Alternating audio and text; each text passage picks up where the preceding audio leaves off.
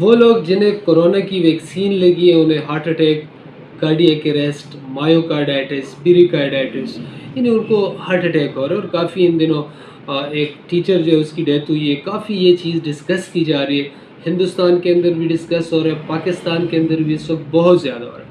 ہم بات کر میں نے اس وقت بھی اس پہ کافی آرٹیکلس بھی لکھے اور ہم نے کافی اس حوالے سے بات کی تھی جب یہ کرونا آیا تھا.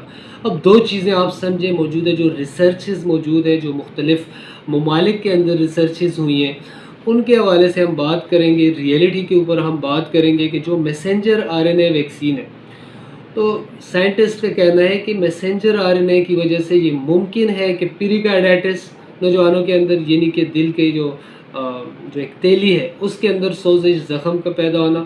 اس کے علاوہ مایوکارڈائٹس یعنی کہ دل کے پٹھوں کے اندر، مسلس کے اندر انفلیمیشن کی کنڈیشن، سوزش کی کنڈیشن.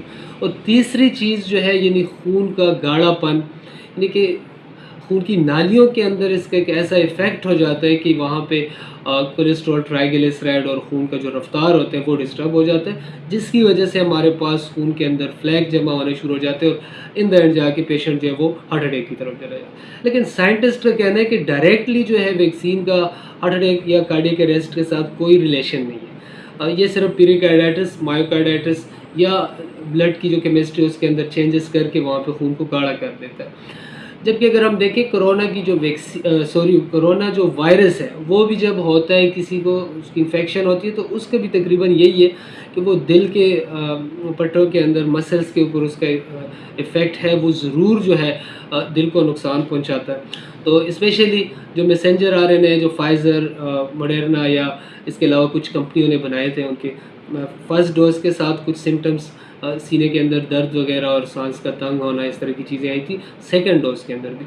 لیکن خواہ مخواہ پینک ہونے کی ضرورت نہیں ہے، خوف میں مبتلا ہونے کی بالکل ضرورت نہیں ہے.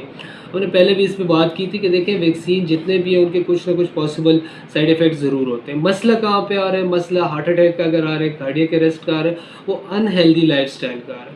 اب دیکھیں ہمارے ہاں لوگ کولڈ ڈرنکس کا استعمال کتنا کرتے ہیں، فاسٹ فوڈ کا استعمال کتنا کرتے ہیں، بیکری آئٹمس کا استعمال کتنا کرتے ہیں. اور تیسری چیز جس پہ ڈاکٹرز بھی بات نہیں کرتے وہ ہے میڈیسن، ڈرگس. ہمارے ہاں میڈیسن کا اتنا استعمال کیا جاتا ہے.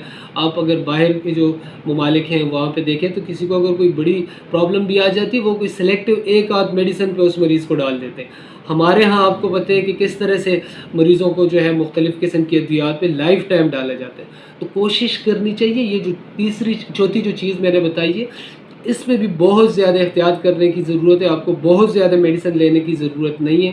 نیچرل رہیں، قدرتی چیزوں کی طرف آئیں، کوشش کریں سلاد وغیرہ کا استعمال کریں، اور کچھ نہ کچھ جو ہے رننگ جو ہے ہونی چاہیے، چہل قدمی وغیرہ کا روٹین جو ہے وہ لازمی طور پہ ہونی چاہیے.